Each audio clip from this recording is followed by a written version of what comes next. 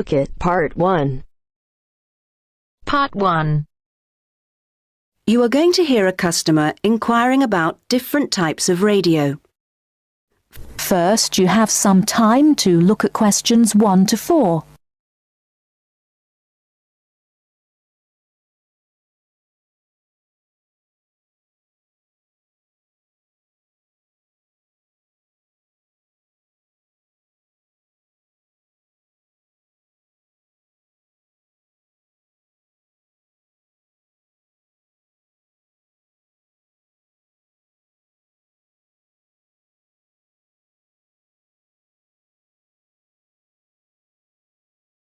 You should answer the questions as you listen, because you will not hear the recording a second time. Listen carefully and answer questions 1 to 4.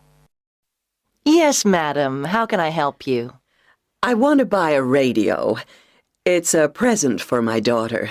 One moment, madam. I'll show you what models we have in stock. Thank you. This one's very popular. The Club Tropicana. The Club Tropicana. It's certainly very colorful, isn't it? The colors are very popular with children. It comes in pink, orange, and green.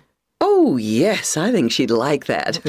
And it's got a CD player and a clock. Does the clock have an alarm? My daughter is terrible at getting up in the mornings. Yes, it does. It's a bit big. That's because it has 4 built-in speakers, madam. How much is it? Well, it usually retails at $59.99, but it's on special offer this week, so I could let you have it for $39.99. $39.99? Not bad. Anything else? Before you hear the rest of the conversation, you have some time to look at questions 5 to 10.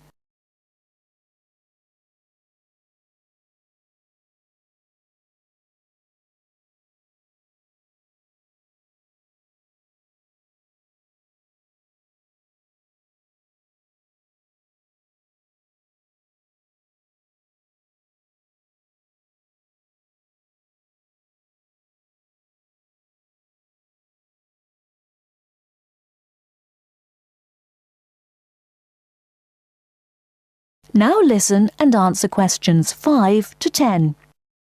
There certainly is. Introducing our top-of-the-range model, the Night Owl.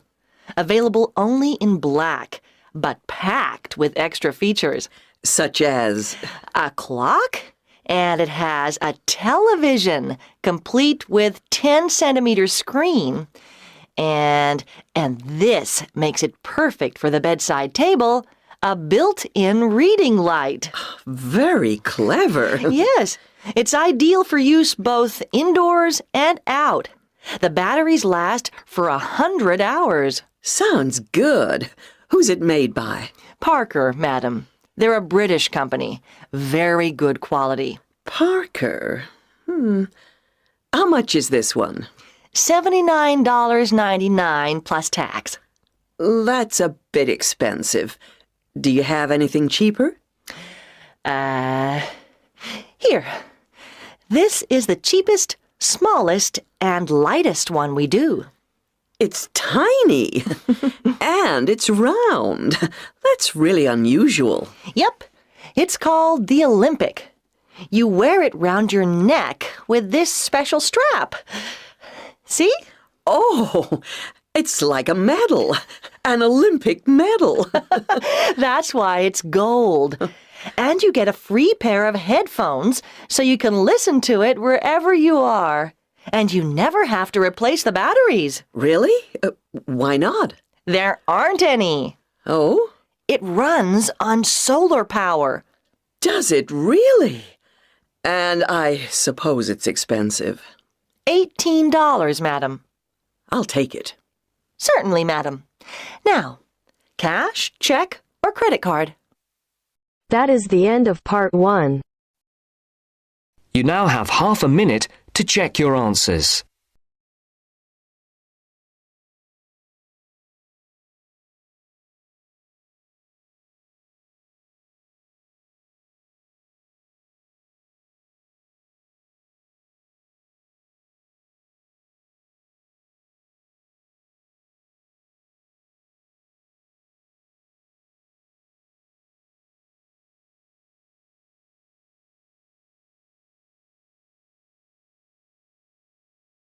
Now turns to Part 2. Part 2.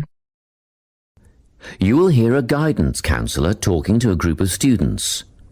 First, you have some time to look at questions 11 to 14.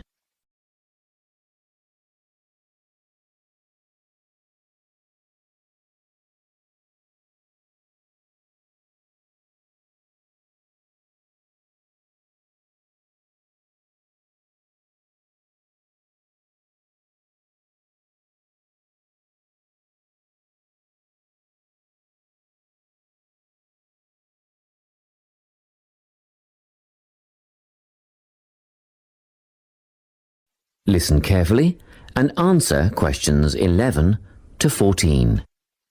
Hello everyone, I'm the Counselling Administrator here at St Ives College, and I've been asked to come and talk to you about our counselling team and the services that we offer. We have 3 professional counsellors here at St Ives, Louise Bagshaw, Tony Denby and Naomi Flynn. They each hold daily one-on-one sessions with students, but which counsellor you see will depend on a number of factors. If you've never used a counsellor before, then you should make an appointment with Naomi Flynn. Naomi specialises in seeing new students and offers a preliminary session where she will talk to you about what you can expect from counselling, followed by some simple questions about what you would like to discuss. This can be really helpful for students who are feeling a bit worried about the counselling process. Naomi is also the best option for students who can only see a counsellor outside office hours. She is not in on Mondays but starts early on Wednesday mornings and works late on Thursday evenings, so you can see her before your first class or after your last class on those days. Louise staffs our drop-in centre throughout the day. If you need to see someone without a prior appointment, then she is the one to visit. Please note that if you use this service, then Louise will either see you herself or place you with the next available counsellor. If you want to be sure to see the same counsellor on each visit, then we strongly recommend you make an appointment ahead of time. You can do this at reception during office hours or by using our online booking form. Tony is our newest addition to the counselling team. He is our only male counsellor, and he has an extensive background in stress management and relaxation techniques. We encourage anyone who is trying to deal with anxiety to see him. Tony will introduce you to a full range of techniques to help you cope with this problem, such as body awareness, time management, and positive reinforcement. Before you hear the rest of the talk, you have some time to look at questions 15 to 20.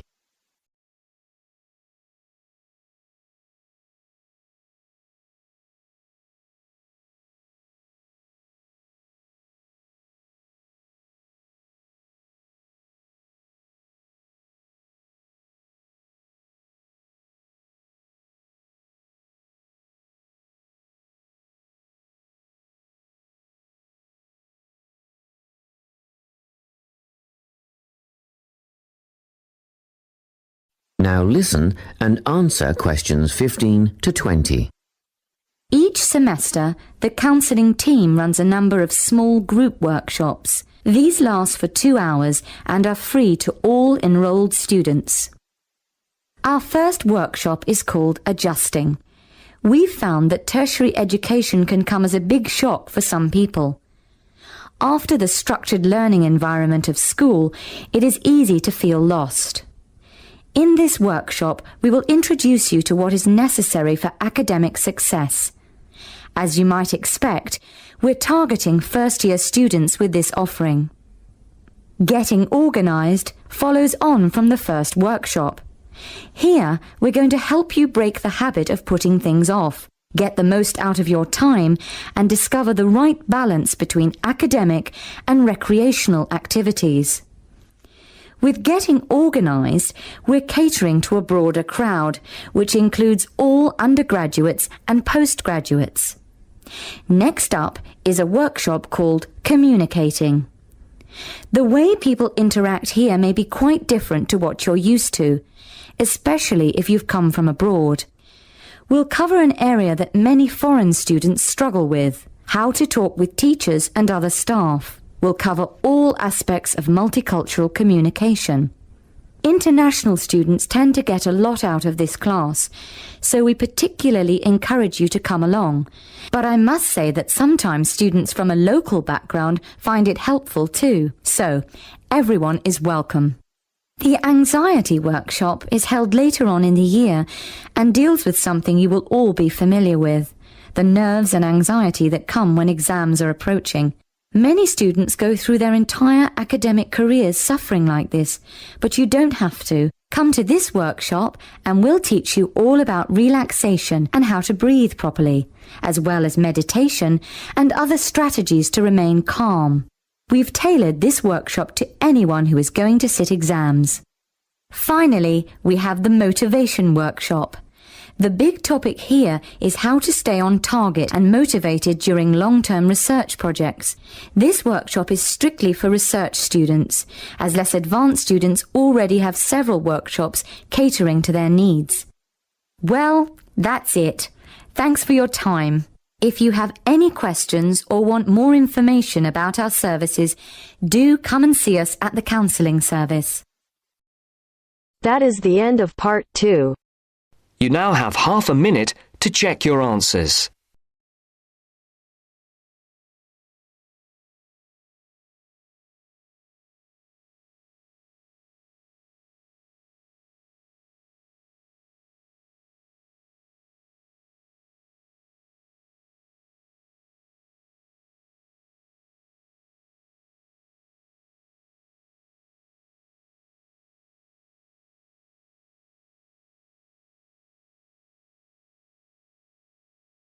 Now turns to part 3.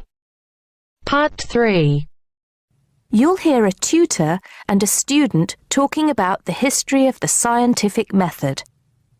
First, you have some time to look at questions 21 to 25.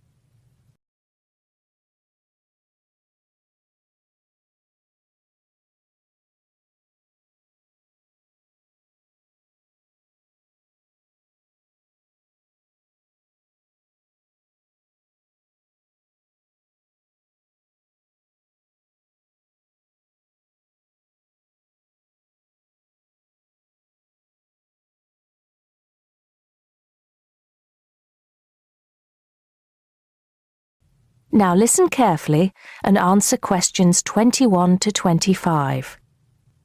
Hello, Simon. Come in. Take a seat. Now, I wanted to talk to you about your assignment. Yes, the one on the scientific method. That's right. I just wanted to see how you were getting on. Well, I think it's fine. I mean, I haven't done a huge amount of work on it because I've been working on other things. But what I've read so far seems fine. How many of the references that I gave you have you managed to get hold of? Not too many, I'm afraid. It seems that everyone else is working on the same things at the same time. And every time I look, the books are checked out from the library. Right. Well, I think that we can go over the main ground together now. That way, even if you don't manage to go through all the references in detail, you'll still have an overview. What has helped you most so far? I've managed to have a look at 3 of them. I thought that Johnson made some good points, but it was hard to follow the line of her argument. Bradman was simple and straightforward, and I felt as if I got a lot out of that. I wish I could say the same for Whitaker. To be honest, I didn't get very far with that. Okay, that's more or less what I'd expect. So tell me, what have you learned so far about the role of the Egyptians and the Babylonians? Yes. Well, there's evidence that the basic components of the scientific method, examination, diagnosis, treatment, and prognosis, were being used in the early 1600s BC, especially in the treatment of certain illness. Good. Yes, that's right. And the point, of course, is that that represented a considerable advance over relatively simple, non-empirical approaches. which usually attributed anything unknown to the actions of the gods, etc. Of course, the Egyptians and Babylonians did this as well, but what we see emerging here is a willingness to base opinion on systematic study of the real world, which is at the root of the scientific method. I see. Right. Yes. And then that reappears later. Yes, although don't get carried away with the idea that it was a simple process of development. By the time we get to ancient Greece, let's take the period towards the middle of the 5th century BC, the rules governing the scientific method were practiced on a widespread scale, but there were still many people who believed that real truth could only be acquired by pure rational thought. Plato, of course, had a great influence on the development of the scientific method during this period. Through his academy. That's right. But then, as we know, a great deal of understanding of the scientific method disappeared as the old world order collapsed. It wasn't until the Middle Ages, sometime before the 11th century, that several versions of the scientific method emerged from the medieval Muslim world, all of which stressed the importance of experimentation in science. Right. I think I've got the historical timeline. Before you hear the rest of the conversation, you have some time to look at questions 26 to 30.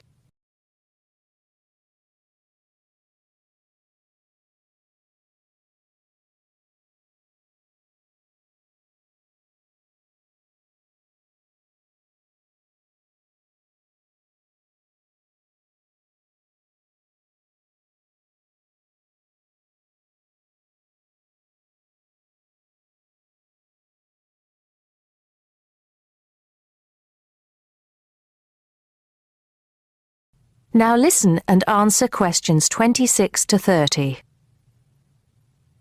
The other thing I'm struggling with slightly is actually pinning down precisely what we mean by the scientific method. I wonder if you could give me some pointers on that. Sure. Well, it's best to think of the scientific method as a series of steps in a process which allows us to find answers to questions about the world around us. So the first step is to identify the problem. What is it that you want to know or explain? And then I think the next step is designing an experiment.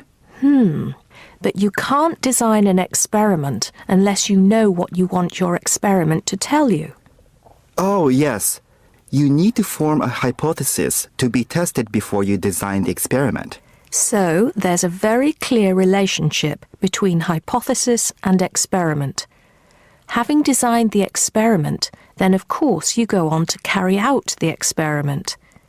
The particular procedure you follow, the protocol, will differ from experiment to experiment, but the underlying principle is the same.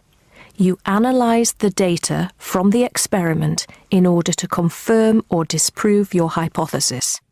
Assuming the experiment is accurate. Oh yes. If there's anything unusual about the data, or if the results are at all surprising, then you need to ask yourself whether the experiment could be flawed and whether the data could be unreliable. If the answer is yes, then it may be necessary to modify the experiment and go through the process again. So, once you have reliable, valid results, then the final step is to communicate them. The wider scientific community needs to know about the results, and publication in journals is the accepted way. Okay, I think I've got the basics. It's going to get more complicated as we begin to look at some people who have criticized the scientific method. So you need to make sure that you understand things up to this point. Let me know if you have any further problems with it. That is the end of part 3. You now have half a minute to check your answers.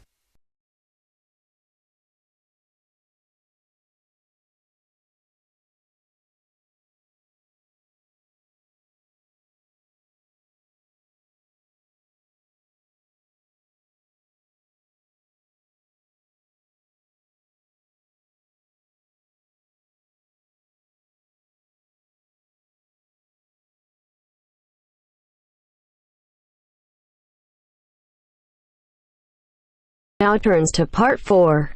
Part 4. You will hear a lecturer giving a talk on managing creativity in business. First, you have some time to look at questions 31 to 40.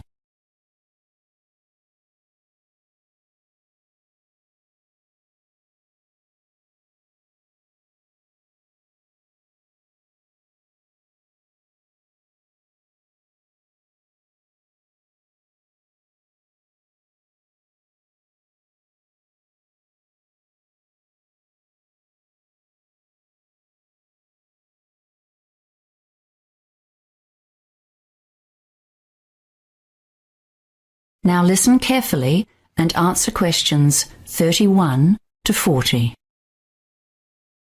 Hello, everyone.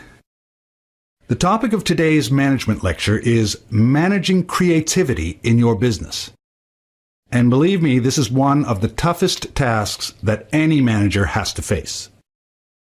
How do you lead and control the staff whose job it is to create new business and product ideas for you?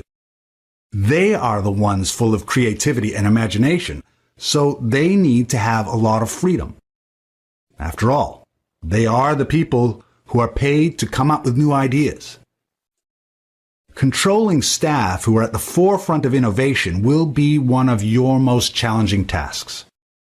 After all, creativity implies freedom of thought and action.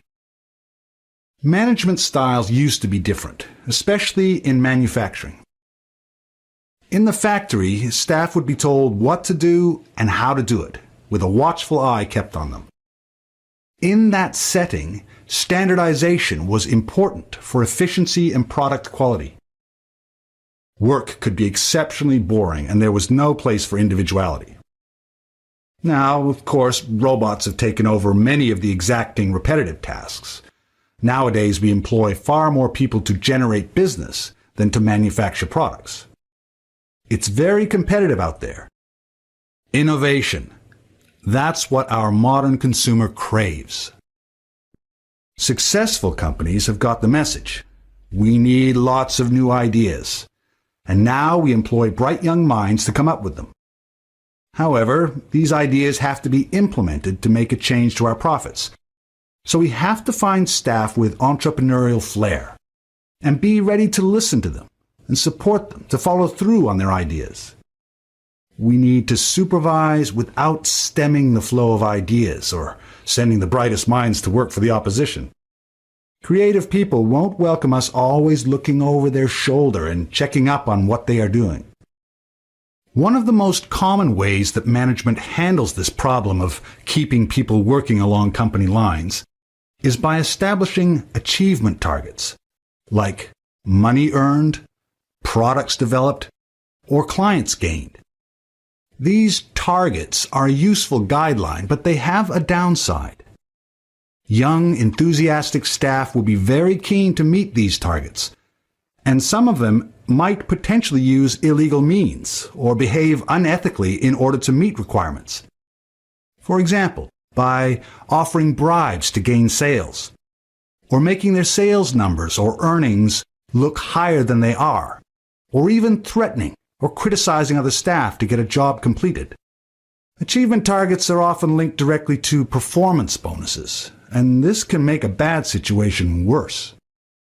So as you can see, the standard management techniques can create inherent problems both for the individual and for the company. More recent theorists suggest new tactics for managers. Robert Simons, writing in the Harvard Business Review, has added some new concepts to the thorny problem of encouraging creativity while maintaining a viable business. He suggests 3 control levers to assist in getting positive creative contributions from the workforce. Remember, this is the point. We want creativity, wild, vibrant creativity to compete in the marketplace. Yet we must be careful to keep people on track, sticking to our core business and maintaining the company's reputation. The first of his levers is getting the workers actively involved in the central ethos of the business. One of the most common ways to do this is to create a mission statement. But along with that, many businesses have some kind of motto, which summarizes their key idea. For example, the most durable tools in the world. Or perhaps, the customer comes first. Whatever it is, you'll want your bright minds to believe it and act on it.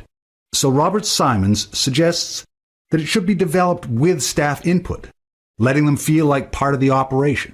After all, their jobs depend on it. A second lever was once described by Charles Christensen, professor at Harvard Business School, as the power of negative thinking. You can't continually instruct your creative minds on what they should do. They are meant to be inventing, leading, not following, and telling them what to do is counterproductive.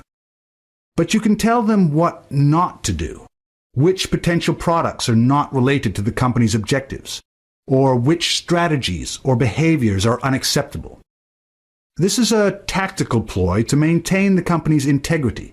It's absolutely vital to establish boundaries to assist in controlling innovation without suppressing it.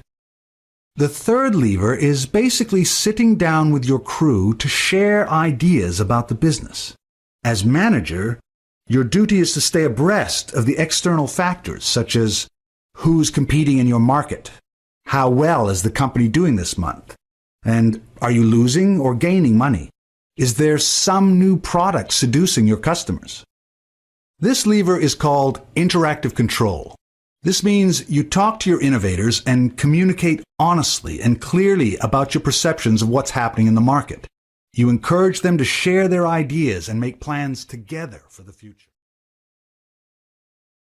That is the end of part 4.